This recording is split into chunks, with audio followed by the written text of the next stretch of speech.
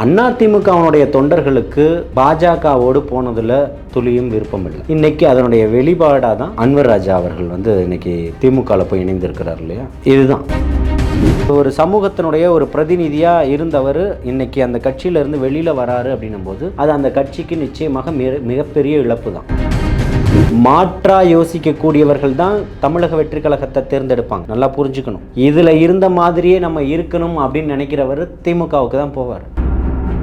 நீங்கள் பயந்துக்கிட்டு இன்றைக்கி ஓடுறதுக்கு மிகப்பெரிய காரணமே சிறுபான்மையினருடைய வாக்கு வங்கிகள் போயிடுச்சுன்றது தானே.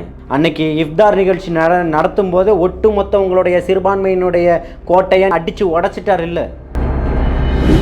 மக்களுடன் முதல்வர், மக்களுடன் ஸ்டாலின், அந்த திட்டம் இந்த திட்டம் இப்படி எல்லாம் உங்களுடன் ஸ்டாலின் இந்த மாதிரிலாம் ஒவ்வொன்றும் கொண்டு வருவீங்க. அதுக்கு ஒரு கம்பெனிக்கிட்ட அக்ரிமெண்ட் போட்டு ஓரணியில் தமிழ்நாடுன்னு முழுக்க விளம்பரங்களை பண்ணிக்கிட்டு இதெல்லாம் எந்த காசில் பண்ணுறீங்க? கட்சி காசில் பண்ணுறீங்களா? மக்கள் பணத்தை தானே செலவு பண்ணிகிட்டு இருக்கீங்க.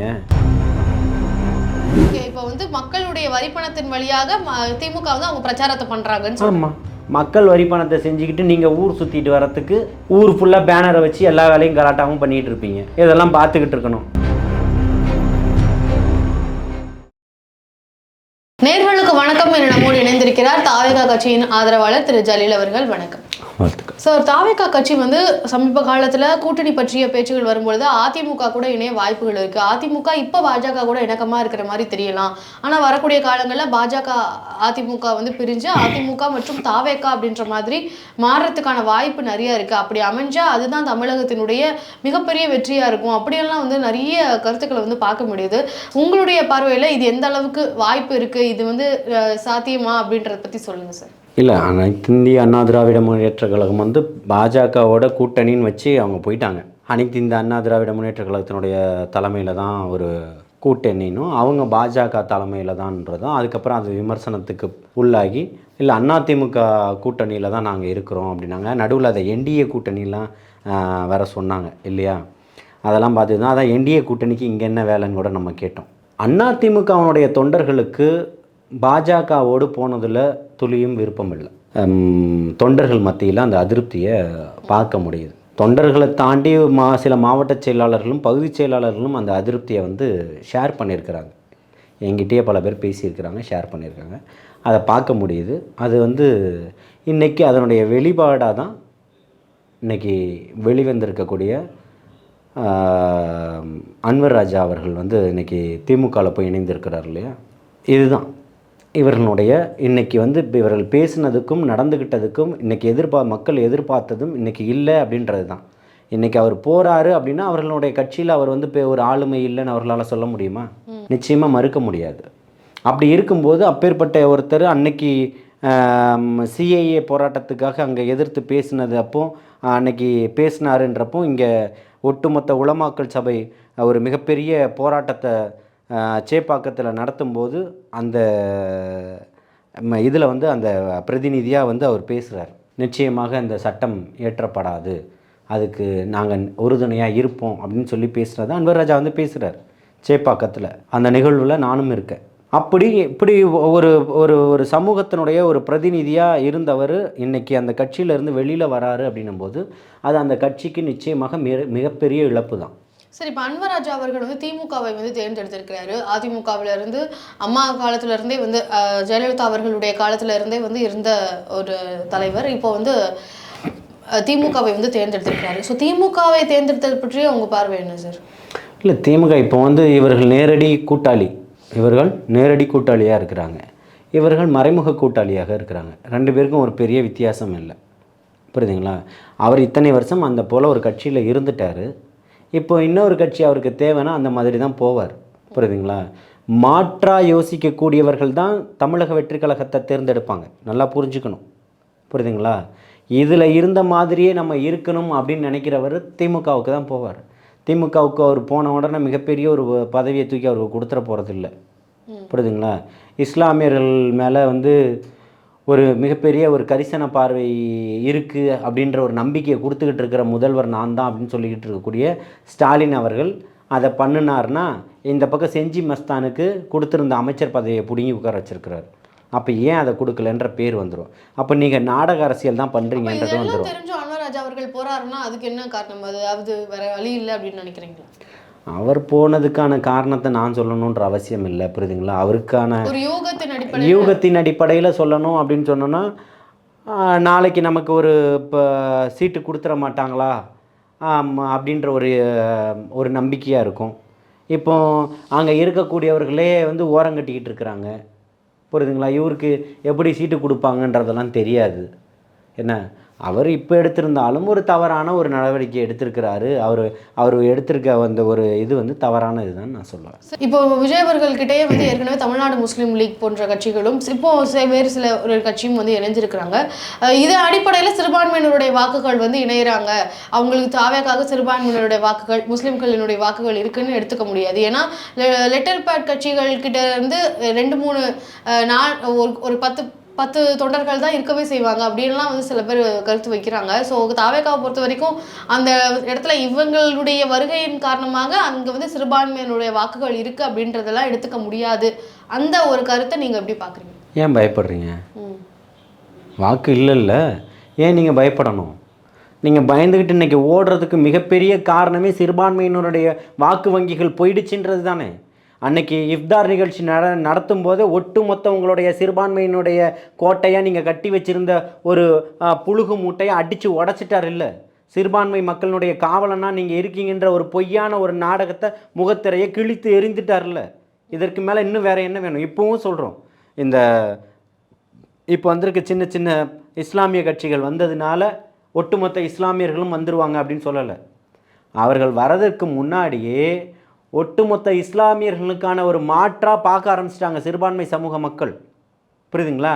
இந்த பக்கம் இருக்காங்க, எல்லா கட்சியிலையும் இன்றைக்கி தலைவர்கள் இருந்துக்கிட்டு இருக்கிறாங்க, தொண்டர்கள் நம்ம பக்கம் இருக்காங்கன்னு நினச்சிக்கிட்டு இருக்கிறாங்க. அந்த கட்சிக்காரர்கள் வேணா இருக்கலாம், ஆனால் இஸ்லாமியர்களுடைய வாக்கு இன்னைக்கு அதிகமாக எங்கே இருக்குன்னா தமிழக வெற்றி கழகத்தில் மட்டும்தான் சொல்ல முடியும். சார், ஆனால் இந்த ஒரு வாக்குகள் வந்து போதுமான அளவுக்கு இருக்காது. தாவேக்கா வந்து அதை கட்டமைச்சுக்கிறாங்க, எங்களுக்கு நாங்கள் வந்து செக்யுலரான பார்ட்டி அப்படின்ற மாதிரி எல்லார்கிட்டையும் கட்டமைச்சுக்க தான் பார்க்குறாங்களே தவிர உண்மையாகவே நிதர்சனத்தில் அவங்களுக்கு வாக்குகள் போகுமானா கேள்விக்குறி தான் அப்படின்னு சொல்கிறாங்க. உண்மையாக வந்த திமுக எத்தனை நாடாளுமன்ற உறுப்பினரை கொடுத்துட்டீங்கன்னு கேட்குறேன், எத்தனை சட்டமன்ற உறுப்பினரை கொடுத்துட்டீங்க? இருக்கக்கூடிய 2 பேருடைய இதையும் திமுக சின்னத்தில் தானே நின்று ஜெயிக்க வச்சுருக்கீங்க. எத்தனை கவுன்சிலர் சீட்டு கொடுத்துட்டீங்க? எத்தனை மேயர் துணை மேயர் கொடுத்துட்டீங்க? எத்தனை ஊராட்சி மன்ற தலைவர்களை கொடுத்துட்டீங்க? எத்தனை பேரூராட்சி நகராட்சி கொடுத்துட்டீங்க? இஸ்லாமியர்கள் மீது கரிசன பார்வைன்னு சொல்கிறீங்களே, என்ன கரிசன பார்வை இருக்குது உங்களுக்கு? போலியான ஒரு பிம்பத்தை தான் நீங்கள் கட்டமைச்சிக்கிட்டு இருக்கிறீங்க. இன்றைக்கி மாற்றத்திற்கான ஒரு தலைமையாக, மக்களுக்கான ஒரு தலைமையாக, மக்களாட்சியை கொண்டு வரணுன்ற ஒரு தலைமையாக தலைவர் தளபதி, தமிழக வெற்றி கழகத்தினுடைய தலைமையில் தலைவர் தளபதி அவர்கள் வந்துட்டார். இதை மக்கள் இன்றைக்கி ஏற்றுக்கிறாங்க. மக்களினுடைய இன்றைக்கி விழிப்புணர்வு மிக பிரம்மாண்டமாக இருக்குது, மக்களினுடைய எழுச்சி வந்து பயங்கரமாக இருக்குது. அதுக்கு முன்னாடி உங்களுடைய பேனர்களும் போஸ்டர்களும் உங்களுடைய கட்சிக்காரர்களுடைய ஆரவாரமும் எடுபடலை.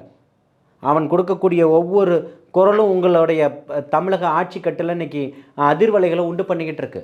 அவனுடைய கூட்டம் உங்களை பயமுறுத்துது, அவனுடைய உழைப்பு உங்களை பயமுறுத்துது. இன்றைக்கி தூங்க விடாமல் ஓடுறீங்க.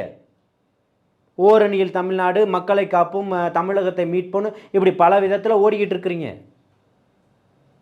ஆனால் மக்கள் இன்றைக்கி முடிவு பண்ணிட்டான், நீங்கள் 2 பேரும் கபடவாதிகள்னு சொல்லிட்டு.